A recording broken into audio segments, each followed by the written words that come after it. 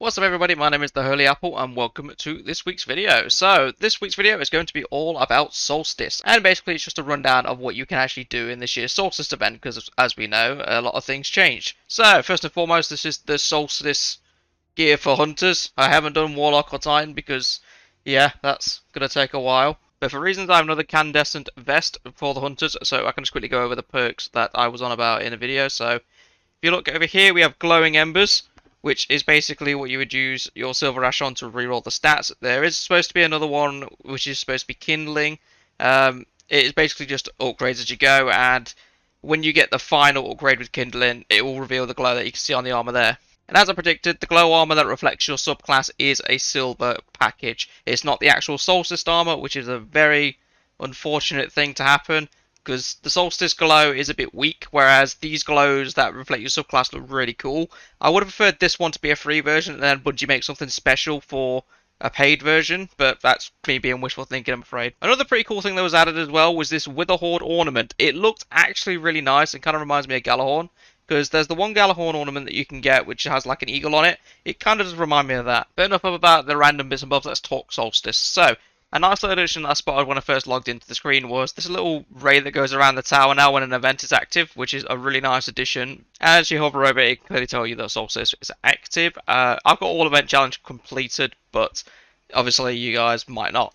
If you go over to Quest, it actually splits the Season Pass and the limited time event, which is Solstice, into two little sections. So I was kind of right when I said this is going to be a bit like a Season Pass, or is being pitched to us as a Season Pass.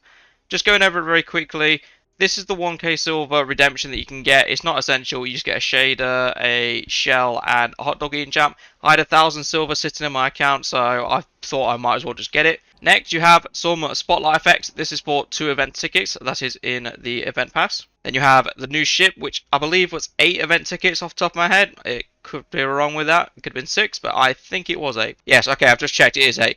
I didn't know you could buy it a second time, never mind. So the last one we have skateboarding, which is 10 event tickets, which I do have as well. Not gonna lie, I would like this a lot more if it was an actual moving emote, but that is, again, just wishful thinking, I'm afraid. Do a kickflip. And last but not least, there is the Bison Cookie projection, which is definitely different, but I'm not interested in projections. So, going over the actual event challenges themselves, they are pretty much like seasonal challenges, like I predicted. But going over them very quickly, Bashing Success, which is just complete the Bonfire Bash activity. I called that there was going to be something like this. Defeat Ignition Carriers on Bonfire Bash, just kill 20 of them, straightforward. Kill Taken in Bonfire Bash, stoke the flames, which again was something I predicted that you probably end up doing, like a repetitive thing within Bonfire Bash. Collect Silver Ash, basically do the activities twice for every race. Stoke even more flames in Bonfire Bash, and then again, because Bungie likes repetitiveness, even more flames into the Bonfire Bash. Defeat targets anywhere in the system, literally kill anything that you see, and it will add to this. Defeat combatants with solo abilities, self-explanatory, same with the super abilities. Defeat combatants or opposing guardians with power weapons. I'll be honest, I just did combatants for this, because killing guardians with power ammo, even though it's easy, it still needs to be done in Crucible, and I don't like Crucible. Speaking of Crucible though, defeat opposing guardians in NA activity, 100 of them. So I did this all in Crucible because doing this in Gambit just seems like hell. I'm going to be completely honest with you. Unless you love Gambit, then do it in Gambit. I suppose this also applies to Trials as well, but I've not played Trials in God knows how long now. Defeat targets with hand cannons. So I think this is to push the new hand cannon that came out. It's a little bit buggy. I'm not sure if you've seen the videos on YouTube. Defeat targets with shotguns. This is because the Compass Rose did actually get the new Origin perk as well. So again, they want people to use the new weapons.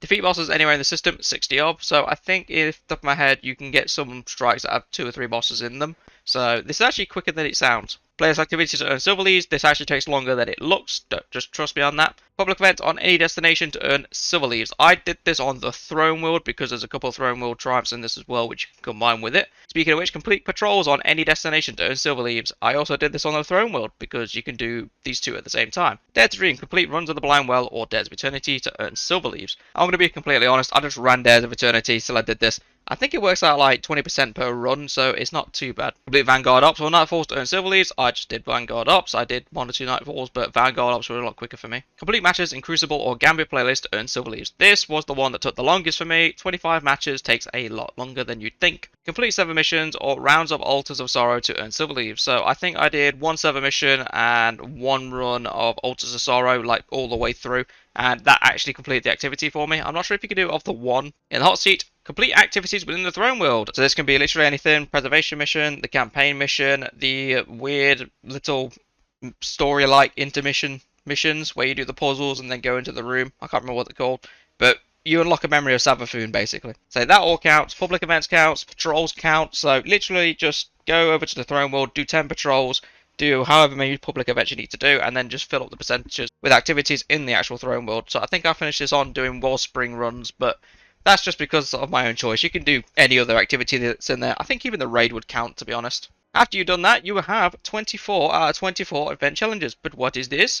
There is 26 out of 28. Where's the other 4? Well, if you click on the view seal, you can redeem all of this.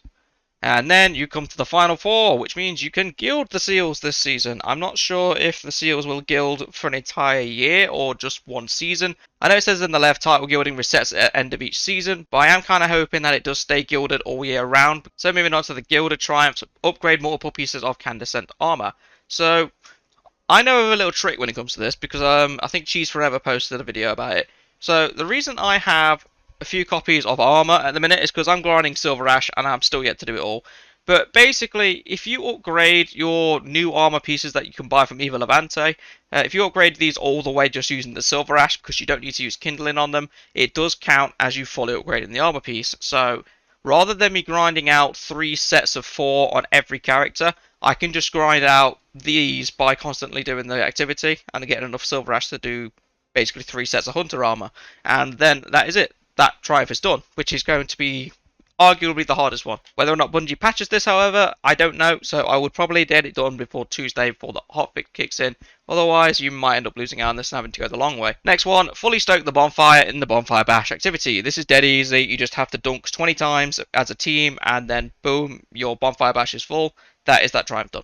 Incandescent, so basically wearing a full set of Candescent armor, basically just a fully upgraded set of armor. You must complete dungeons, raids, master or grandmaster nightfalls, or win rounds in Trials of Osiris to build the bar up. I'm planning on doing dungeons when it comes to this, because lately I've been solo flawless in some dungeons. I think I could just literally grind this triumph out by soloing dungeons, so that's probably what I'm going to end up doing, but I don't know, we'll wait and see. The easiest one out of the lot for this I'd probably actually say is Master Nightfalls, because when it comes to certain Master Nightfalls that I think is going to come into the rotation in the next couple of weeks, it's going to be very easy to beat it, and you can cheese it as well, so that will be a lot easier to do then. And finally, Inextinguishable, which is completing the Bonfire Bash activity without dying, which is easier said than done, but at the same time, fairly easy. Now, this video is dragging on quite a bit, but I still have some bits left to go over. So, go into the tower itself. This is what the tower now looks like. It is very, tropical and unnatural. Also, we have our best friend down here, which Paul Tassi must be very acquainted to, but still, moving on. The lovely sweet old grandma is back, Eva Levante. I do like how they've revamped this. So, you got the Solstice challenges, which literally just brings up this again, which you can get in quest menu. She's got her own weekly bounties and daily bounties that can be completed. You can't redeem these, so don't try it. But it'll give you an idea of what the weapons look like, what kindling looks like, what silver ash looks like, blah blah blah. And this is where you can get your quote-unquote replacement armor pieces. So if you buy this set that's just basically there, it will be a basic default set that you can upgrade with silver ash like I showed you a moment ago. And those will count towards the triumph for this as well. The next set is 100 silver ash, which I imagine would just be a fully re-roll set. I don't know if that counts towards the triumph. It's probably worth trying actually. And just in case you don't know what silver leaves, silver ash or kindling does, there is a nice little event information icon in the top left of Eva Levante to tell you exactly what it is. As for actually accessing the Bonfire Bash activity, it is literally just above here in the tower. Just simply press launch on there and you will go straight into the activity. And as some other players will recognise, this is the EAZ. It has had a bit of a makeover since the last time we've been here, but still, we'd recognise it. Careful of the heat lifts, they will literally launch you across the map. So, this is an igniter charge, or whatever you want to call it. Basically, you grab these balls and you just throw it into the bonfire like so. Now, if you want extra skill points, throw it across from the map. It is way cooler, like hopefully Senpai Joestar. Never mind. As another bit of a helpful tip, it is worth noting that there are 3 spawn points on the map. So one is over there where that carrier currently is. There is another one that spawns over there by the truck. Like there's a small alleyway behind it that will take you down. Basically where that dropship's going down now. That's where another spawn point is for them. And then the final and third one is where this guy just came from, which is the back left corner of the map. So the idea is if you get a fire team of 3 and, well, if you are a fire team of 3, shall I say, these guys are like scavengers. If you do get a fire team of 3 that you can coordinate with, you can literally just hide in those 3 spots and pretty much just wait for the igniters to come down, and there you go. It's a very easy activity when it's like that. Not like these 2 idiots who can't coordinate. Moving on to the next phase, which is when the Taken appear. So just follow the diamond. Yeah, that's the best advice I can give you with this. As you can see, there's a Taken captain in the back, which... Thank you. Take out in the background. There's another one down here that we need to take out, and obviously a blight as well. It does vary sometimes of what kind of enemies spawn, but normally it's... I wouldn't say normally, actually. I'd probably say most of the time it is going to be 2 captains and 1 blight. You can get wizards. Sometimes it's 1 wizard, 1 knight. Sometimes it's 2 wizards. Oh, and a nice little tip as well, if you want to get anywhere quick, you can use your sparrow in this area, so have fun. Going into more detail about it, as you can see on the left, there is Igniter's Throne 9 at the moment. Heat Drinker arrives in 4 minutes 25, so basically that is the time you have to do the event. The Heat Drinker arrives regardless, so don't really worry about that timer, it's just you need to get 20 dunked in that time basically. So, from my experience in this, the Taken appear at 6 and 11, but then that is it until the boss. As a side note, when you're throwing the Igniter cores, be very careful that it doesn't hit anything except the Bonfire. You can fail at throwing it. So, this will be 19. Ooh, no, 20 actually, because he's actually going... Yep, that is a 20. When you get 20, your Bonfire is maxed. That would be a Gilded Triumph seal. But then this guy spawned. So, basically, hit him with a Witherhoard. Hit him with one of them. And then just basically unleash hell on him. When you're finished with the event, make sure you go back to the Bonfire and collect your prizes, because extra engrams and stuff do drop at the bottom here, as you can see.